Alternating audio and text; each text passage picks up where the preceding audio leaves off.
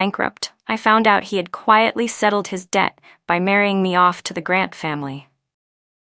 People said Philip Grant, the only son of the Grants, had a volatile temper and would spend his whole life in a wheelchair, unable to stand. Hearing that sent a chill through me. Not because I was afraid, but because I realized I was being treated like a commodity to be traded. I once believed that no matter how poor life was, as long as there was love, I could hold the hand of the man I loved and walk with him to the end. But on the day I secretly took the household registration booklet, intending to marry my childhood sweetheart, I saw with my own eyes that Ethan was leading another girl into the civil affairs office. That girl was none other than Lily, the illegitimate daughter my father brought home after my mother passed away and later added to our family registry. In my previous life, I couldn't accept it. In front of the crowd, I grabbed Ethan's hand and demanded to know why he had betrayed me. He immediately shielded Lily, standing firmly in front of her to protect her. He said Lily's background wasn't clean, and if she married into the Grants, she would be despised. Philip Grant, the man in the wheelchair, was unpredictable and frightening. Ethan said he couldn't bear to let Lily fall into such a pit of fire. But me, I was different. I was strong, smart, and capable of overcoming anything on my own. This time, when Ethan and Lily went to register their marriage, I stood quietly below the hall. I watched as the official photographer chose them as the model newlyweds of the day, taking their photos and offering blessings. When Ethan's eyes met mine, his smile froze and a flicker of panic crossed his face. I, however, remained calm, showing no anger or making a scene. Lily nestled against him, curling her lips into a smug smile as she looked at me with triumph. I knew perfectly well she didn't love Ethan. This whole scheme was just to push me out, forcing me to take her place so the Cole family could send me to marry Philip Grant instead. 3 years earlier, my father had wagered with the Grants, borrowing $15 billion. After years of business failures, nearly the entire century-old foundation of the Cole family had been lost, and it still wasn't enough to repay the debt. Philip had once been in a racing accident, leaving him paralyzed from the chest down. His temper was wild and domineering. Even though the Grants were the wealthiest family in Yen City, no daughter from a respectable family dared to marry him. To settle the debt, my father agreed to Mrs. Grant's proposal to send one of his daughters into the marriage. The Cole family had only 2 daughters, me, Charlotte Cole, and Lily, the illegitimate child my father brought home after my mother died and later entered into our genealogy. I never wanted to compete with her. But in her eyes, I was always the enemy. Stealing Ethan from me became the deepest wound, and one of the rare times I had to swallow defeat. When Ethan betrayed me, I obediently returned home to wait to be married off. Somehow, though, the Grants discovered that I had once intended to elope with Ethan. They immediately broke off the engagement, and claiming they had been insulted, demanded the debt be doubled. My father was furious and blamed all the failures on me. In the end, I chose to end everything in tragedy. Lily, meanwhile, hid in Ethan's home, crying and telling her pitiful story until the Grants were overcome with guilt and voluntarily erased the Cole family's debt. Not only that, she received an enormous payout that helped Ethan's family business recover, and the Lewis Group quickly rose to become the newest tycoons of Yen City. Now that I had been given another life, I swore I would never again let myself be used as a stepping stone for someone else. Under Ethan's panicked gaze, I turned and walked away, heading straight into a luxury boutique to select a gift for my future mother-in-law. My sudden appearance left the Grants completely stunned. Mrs. Grant seemed to know from someone that I had once planned to ask Ethan to propose to me, so her attitude toward me was very cold. I was used to such chilly faces, so I calmly presented the 30-carat diamond bracelet I had custom ordered and respectfully offered it to her. I had also prepared a set of acupuncture equipment designed to aid in nerve recovery, intended for my future husband, Philip Grant, whom I had never met. At first, Mrs. Grant barely paid attention to the bracelet, but when her eyes fell on the acupuncture device, she slightly curled her lips, her sharp gaze narrowing as she studied me. "You know medicine?" she asked. Clearly before meeting me, she had already investigated the 2 Cole daughters. I didn't deny it, Instead, I explained that before my mother passed away, she had been paralyzed in an accident. All of her post-surgery recovery and daily care had fallen entirely on me. Mrs. Grant's expression darkened. "Your family didn't have the money to hire a nurse or a caretaker?" she asked. I swallowed hard, forcing down the hatred I felt for my father, and answered evenly. "We did hire help, but my mother was very proud. For the more delicate matters, she preferred me to do them. It made her feel a little more at ease." The truth was that my mother had been injured chasing after my father's mistress. When she awoke and realized she was paralyzed, she refused to eat, afraid of becoming a burden to me. I flew back overnight from England, dropped out of school, and stayed by her side day and night, desperate to keep her alive. To me, nothing the Cole family owned mattered more than my mother. But after 7 years of my devoted care, she still left me. She didn't want to be a burden, and even more, she didn't want me, still so young, to stand against my father, be cast out of the Cole family, and become a homeless orphan. That was why I had endured my father and Lily until now. Mrs. Grant said she wanted to visit my mother to see how she was. I shook my head and told her my mother had passed. "But," I added, "I do have a lot of experience caring for someone paralyzed. If you'd like, you could allow me to try taking care of him first." I didn't mention marriage at all.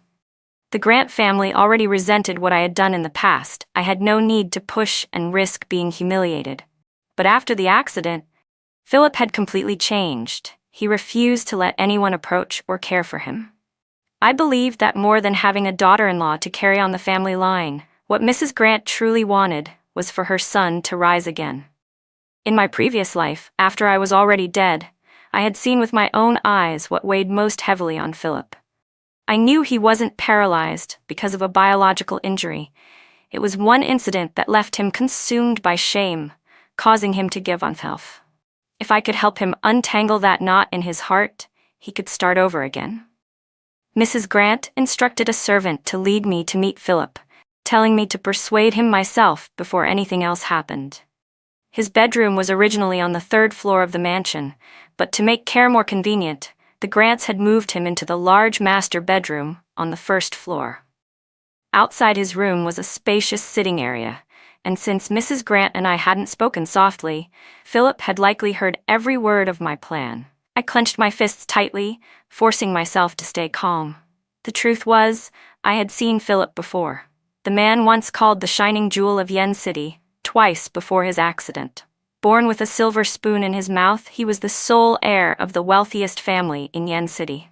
He stood 6'2" with a striking physique, his features carrying the stunning beauty of the Grant bloodline. Skilled in business, intelligent, and handsome, he was the dream figure of countless young women. After the accident, shielded by the Grant family, he withdrew from the public eye. Yet even then, there were still fangirls willing to pay enormous bribes just to. The servants in the Grant household had always hoped to capture close-up photos of him, and young women clung to old pictures, sighing over him with sorrowful admiration. But I had witnessed with my own eyes the moment when that shining jewel shattered, the day Philip Grant had his accident. The old physician who treated my mother was suddenly summoned urgently to the Grant estate. His assistant was not available, and because I had lived by his side for half a year, learning under his careful guidance, he thought I could accompany him to help. The young man, only 17 at the time, had once carried a gaze that was open, proud, and free. But after the accident, that brilliance had collapsed, leaving only fragility, like delicate ice flowers ready to break at a touch. His eyes were hollow, devoid of life, as if he had lost all will to continue. Mrs. Grant wept bitterly, begging the physician to save her son. It was one of the rare times she showed weakness in front of outsiders. I followed the physician and assisted him through Philip's first acupuncture session. But after we left, Philip went on a hunger strike in protest. He refused to let his mother hire more doctors, tormenting his already broken body. At that time, neither of us could have imagined we would one day be bound by an arranged marriage. And I never imagined that in my past life, out of guilt for my tragic death, Philip would be the one to ask his mother to forgive the Cole family's debt. And even give Lily a massive sum as compensation. That blood-stained money, whether I could claim it in this life or not, I swore I would never let Lily enjoy so easily. I pushed open the heavy carved wooden door, and a strong medicinal scent mixed with a faint cold fragrance rushed into my nose. Philip sat with his back to the door, in a wheelchair facing the garden outside the window. He wore a black silk shirt, the clean cut of his shoulders, and the sharp line of his nape resembling the edge of a blade. His voice, when he spoke, was low and cold. "Get out." I didn't retreat. Instead, I quietly closed the door behind me, placed the acupuncture kit on the table, and said steadily, "Mr. Grant, I'm here to discuss a deal." He immediately turned his chair around. The face that once drove the daughters of Yen City to madness was now deathly pale, almost translucent. A vicious scar ran from the corner of his brow down to his chin. But the most terrifying part was his eyes, dark and deep, like a bottomless, icy lake. "Charlotte Cole," he drawled, narrowing his eyes. "The eldest daughter of the Cole family. I didn't expect you to still be remembered." "It's me." I looked straight into his eyes. "I know you don't want this marriage. I don't want to be married off either. But I need the Grant family's protection, and you need me." "What could I possibly need you for?" He sneered, his fingers idly stroking the armrest of his wheelchair. "You're nothing more than an ordinary woman, eyeing the Grant fortune." I walked up to him, crouched down so that I had to tilt my head up to meet his gaze. "You need me to help you stand again." Philip's face was expressionless, cold as ice, though the corner of his lips curved in a mocking smile. I ignored it, remaining calm as I continued. 7 years ago, I came with Dr. Chen to the Grant estate. You refused treatment then, but I saw your medical report. Your spinal nerves were not completely severed. In theory, there was still a chance for recovery. Philip raised his brows, his tone chilly. "What could you possibly know?" "I know why you can't stand," I said firmly. "Most of it is psychological. Dr. Chen once told me that your treatment was progressing well. It was you who resisted recovery. In my previous life, after my death, I accidentally discovered the root of his illness. His paralysis wasn't truly caused by the accident. It had been orchestrated by his father's new lover." Philip knew perfectly well that standing again would mean facing the person who crippled him, yet still roamed free, untouched by the law. It would also mean taking over Grant Corporation, a filthy, corrupt swamp he wanted no part of. And it also meant he would have to tell his mother the bitter truth about the marriage she had been deceived into arranging. He couldn't bear to do it, so he chose instead to paralyze himself. The room sank into a deathly silence. Philip's breathing grew heavier, his eyes swirling with emotions I couldn't begin to understand. After a long while, he suddenly laughed. "Miss Cole, you've got some nerve. Do you think you can threaten me with this?" "No." I shook my head. "I'm simply offering a deal. I'll help you recover, and you'll keep the engagement for me as temporary protection. When you're able to stand again, the engagement can be broken at any time." He stared at me for a long moment, then abruptly reached out and gripped my chin. "Temporary protection? If you really managed to make me stand, my mother would hand you the whole world. Charlotte Cole, what do you really want?" I answered calmly, "I just want you to get better, and give me some protection. Once I've taken back the Cole family, I'll leave on my own." "You're not afraid I'll burn the bridge after crossing it?" he asked with a cold smile. "I'm not afraid," I said evenly, meeting his gaze. Young Master Grant is a man of his word. By the time I left the Grant estate, night had already fallen. The moment I sat in the car, my phone began to buzz non-stop. On the screen, 2 words lit up: "Father." My lips curved into a cold smile as I pressed mute. In my previous life, at this very time, my father must have already heard the news of Ethan and Lily registering their marriage. He would have been furious, storming around to vent his anger on me. After all, losing me meant losing the tool for his marriage alliance, and he'd be forced to send Lily to marry Philip in my place to fill the debt.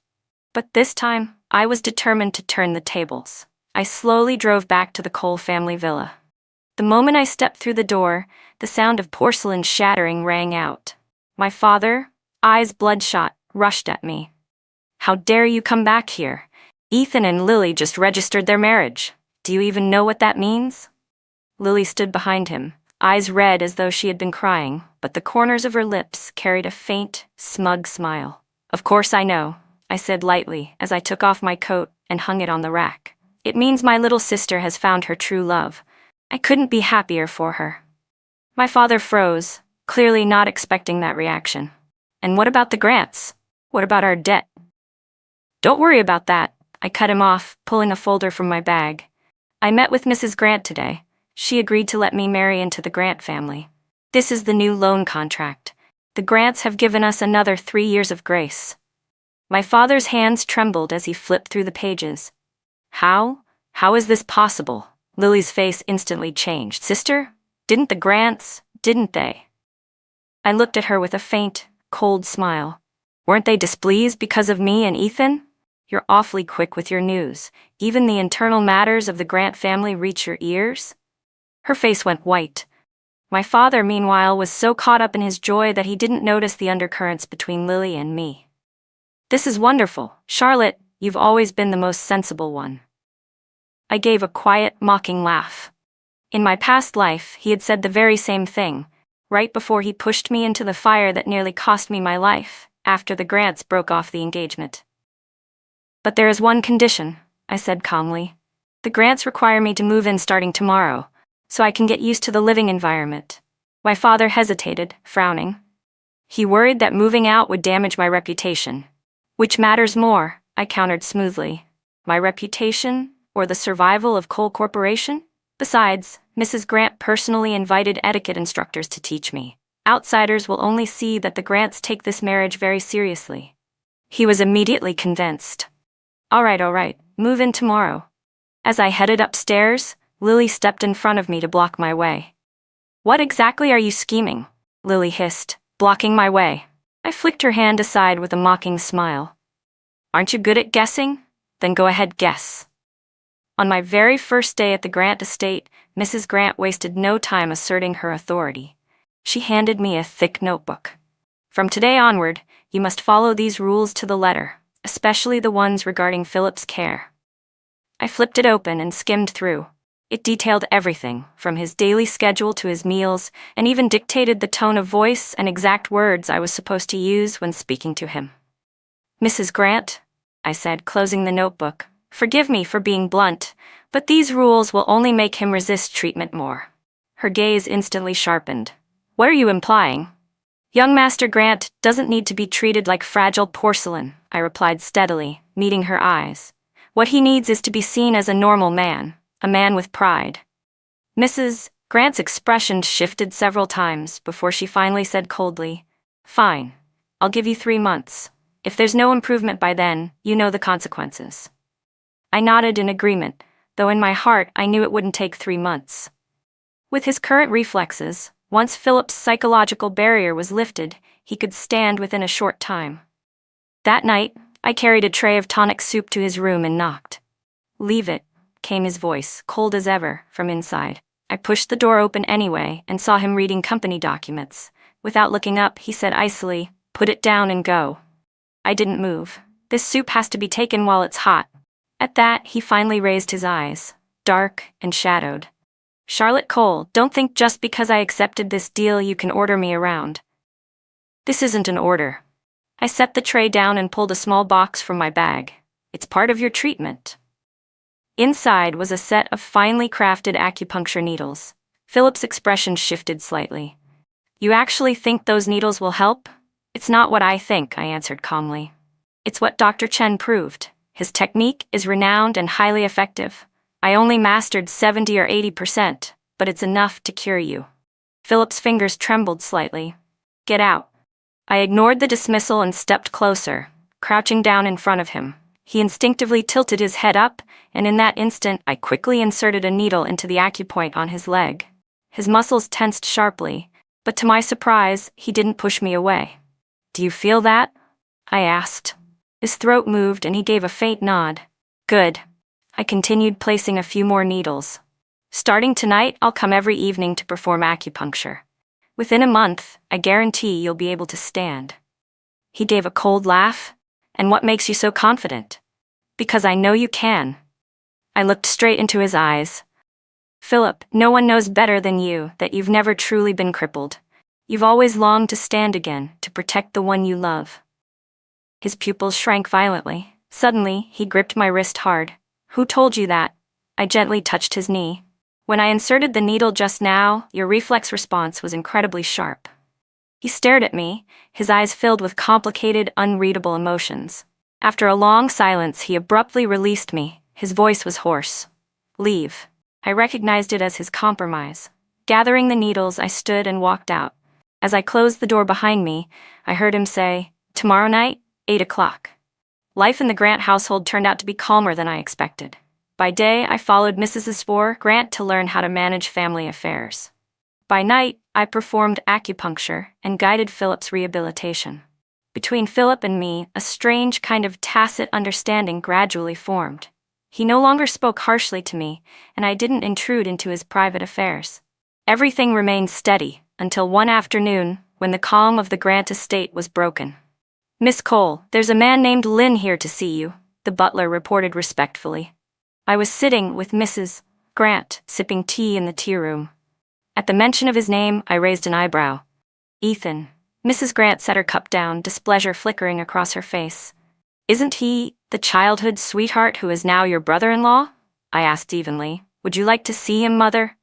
It was the first time I had called her that. Mrs. Grant was visibly taken aback, then nodded. "Very well, let him in." Ethan entered with a dark expression. Seeing Mrs. Grant there as well, he looked uneasy. "Mrs. Grant, my apologies for disturbing you." She took a sip of tea, her tone calm but sharp. "Mr. Lynn, what business brings you here?" His eyes flicked toward me. "I want to speak to Charlotte in private." "Whatever it is, you can say it here." I smiled lightly. "There's nothing to hide between me and Mother." His face grew darker. He drew in a deep breath. "Charlotte Lily has been hospitalized." I arched a brow. "Oh, what happened to her?" His fists clenched. "She's pregnant, but yesterday, she suffered severe bleeding. The doctor said it was because she had been using birth control pills for too long, which caused hormonal imbalance." I almost laughed aloud. In my previous life, Lily had played the very same trick, pretending to miscarry, blaming it all on me, and turning my father completely against me. I hadn't expected her to start acting this early in this lifetime. "So what?" I asked calmly. Ethan's eyes flashed with anger. "She said you tampered with her medication, Charlotte. I know you hate us, but the baby is innocent." The porcelain saucer clinked sharply as Mrs. Grant set down her cup. Her expression turned cold. "Mr. Lynn, you dare come to the Grant family home and slander my future daughter-in-law? Do you have any proof of this supposed crime?" Ethan's bravado instantly wilted.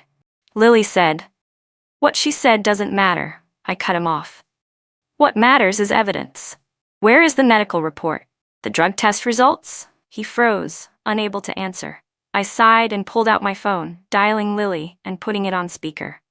"Lily," I asked bluntly, "did you tell Ethan I spiked your medicine and harmed you?" There was silence on the other end for a few seconds. Then her weak voice came through. "No, I didn't." Ethan misunderstood. Ethan's face turned ashen. "Good," I said with a smile. "Then focus on resting. Philip and I will visit you soon." Outwardly, we were still two sisters who cared for each other, preserving the Cole family's dignity. I hung up and looked at Ethan, whose face was now gray with humiliation. "Anything else you'd like to say?" He stumbled back a few steps, then suddenly fell to his knees. "Charlotte, I was wrong. Lily has been lying to me all along. Our company is in financial trouble. We needed money, so I planned to deceive you." I laughed coldly. "Get out. Don't embarrass yourself here." He left, dejected and humiliated. Mrs. Grant studied me with a thoughtful expression. "You already suspected something like this would happen." I shook my head. "No, but I know Lily. She loves playing the victim, yet she's terrified of being exposed." Mrs. Grant suddenly chuckled. "Charlotte Cole, now I see why Philip has accepted you." Just then, the heavy doors were pushed open, and Philip was wheeled in, his brows tightly furrowed. "That girl dared to slander you?" "It's been taken care of," I answered softly.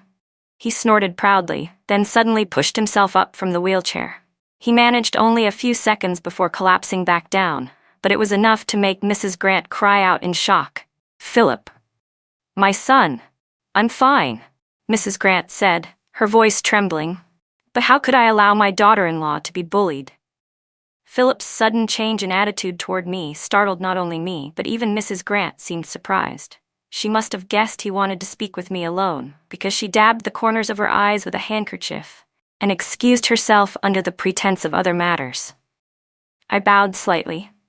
Thank you, Philip. Whatever the reason, what you just said will make my days here at the Grant estate much easier. But he frowned, shooting me a cold glance. Why are you so timid? Do you let everyone walk all over you, your sister, your brother-in-law, even your father? If you can't handle it, you can leave it to me. Consider it me repaying a debt. I laughed lightly. 3 people? What, do the Grants dabble in illegal business? He glared at me. I meant throwing them in prison, doing such vile things and still daring to hover around you. They're nothing but a nuisance, distracting me from my treatment. So that was what he meant.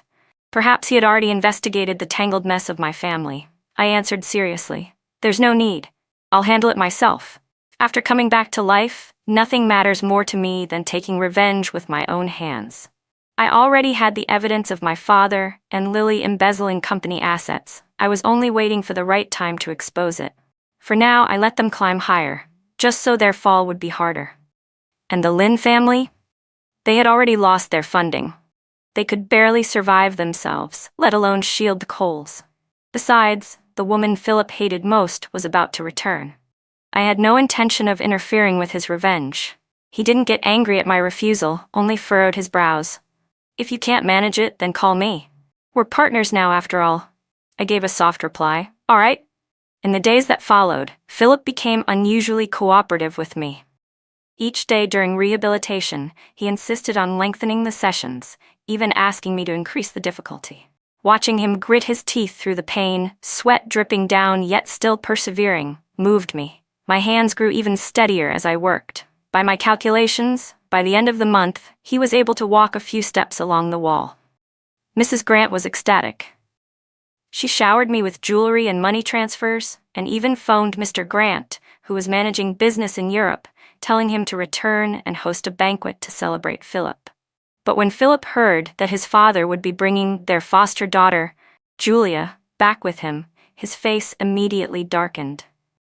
He snatched the phone from his mother's hand and hung up without hesitation. Mother, I don't want them coming back now. I noticed the servants' reactions around us, wondering which of them might be Mr. Grant's informants. Yet Philip still openly revealed his stance. To help him out, I slipped my hand into his. He just wants to wait until he's fully recovered, so he can surprise Father and Julia. If they come back too soon, it'll ruin the fun.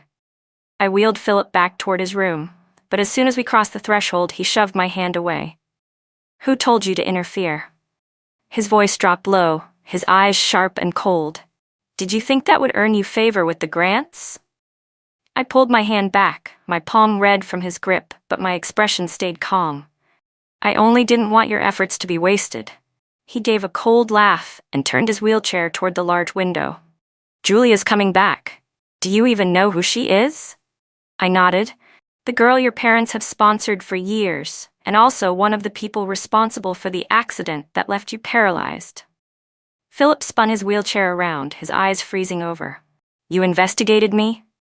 There was no need to investigate, I said evenly, meeting his gaze. The scandal between her and your father is common knowledge in our circles. It's only that your mother has been shielded by you so carefully. She hasn't seen it. The truth was, in my past life after my death, I had witnessed with my own eyes Philip standing again. To take back power and send Julia to prison, that was when I realized the girl he had always treated as a sister was in truth the one seducing his father. But I couldn't say that aloud, so I made up an excuse. The room fell into heavy silence. Philip's hands clenched the armrests of his wheelchair so tightly that his knuckles turned white. After a long moment, he suddenly laughed. Charlotte Cole, you chose this path yourself. Then let's face it together. I smiled. Gladly. Grant and Julia returned earlier than expected. Mrs. Grant, her eyes still red, brought me the news.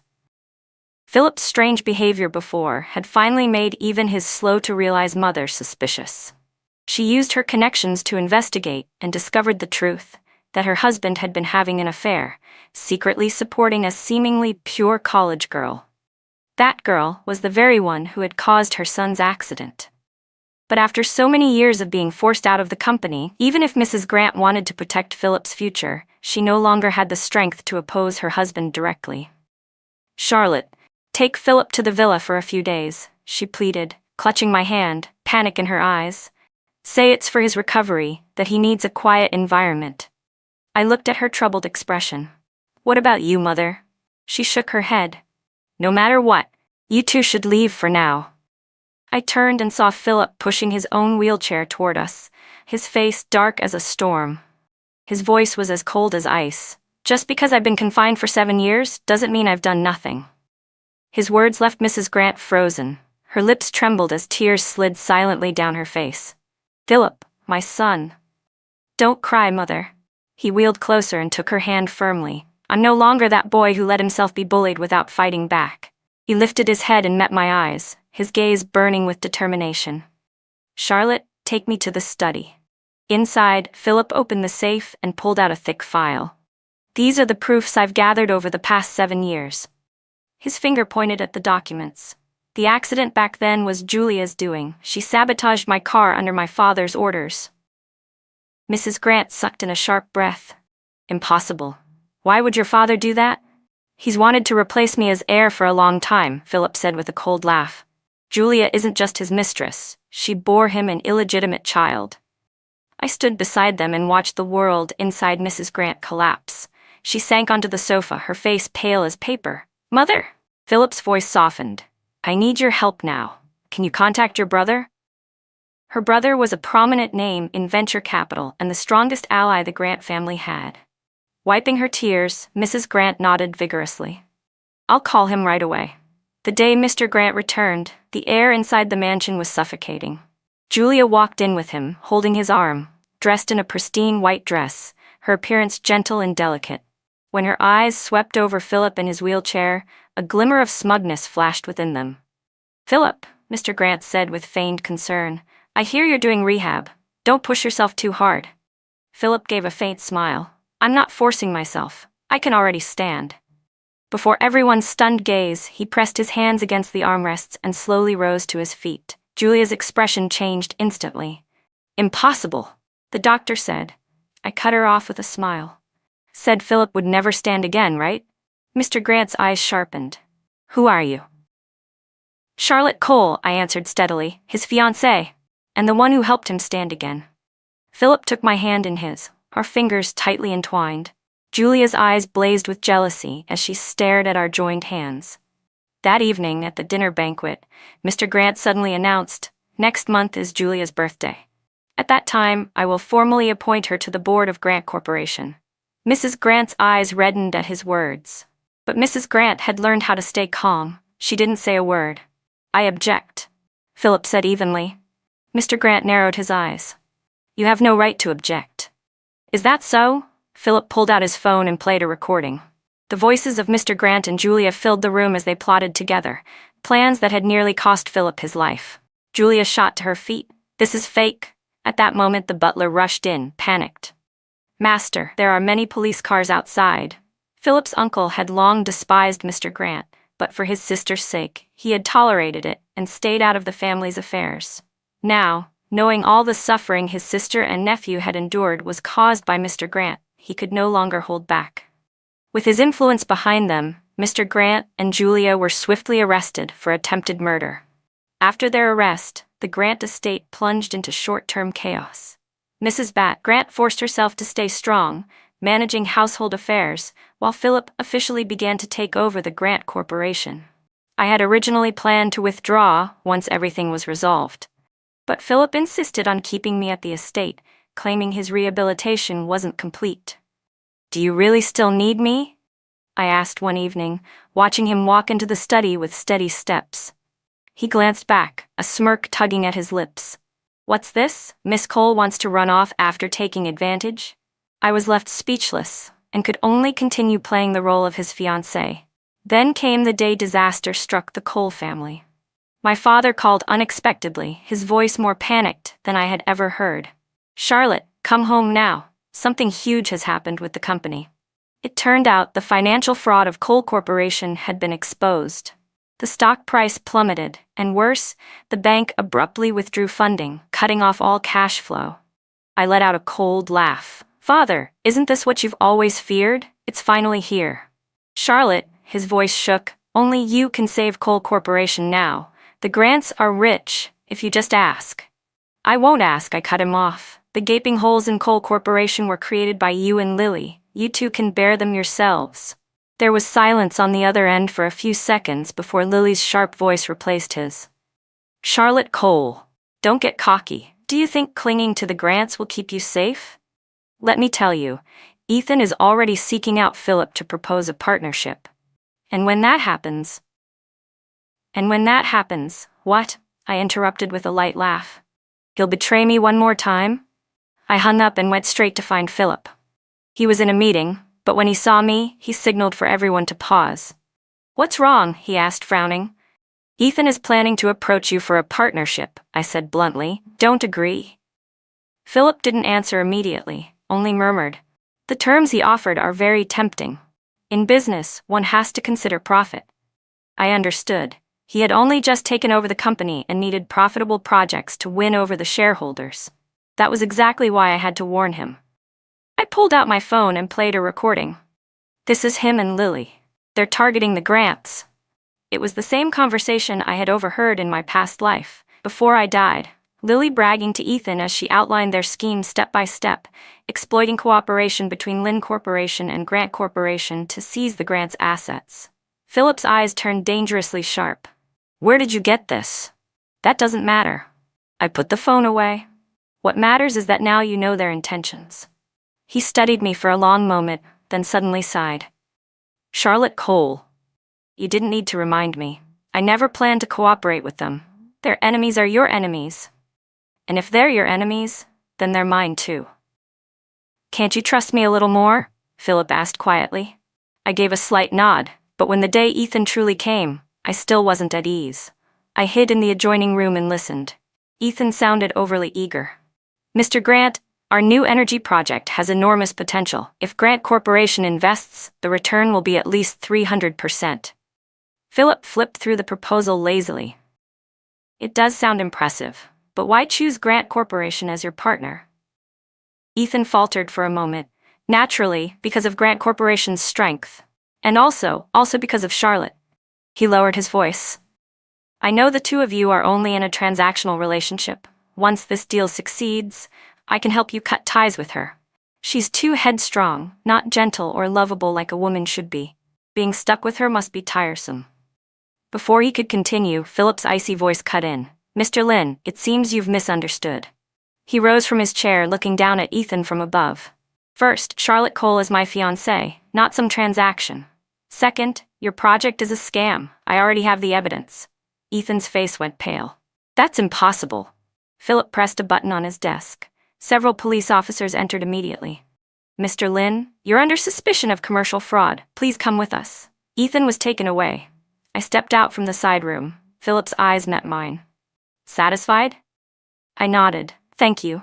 No need for thanks. He walked closer. But in exchange, can you finally tell me where that recording really came from? I drew a deep breath.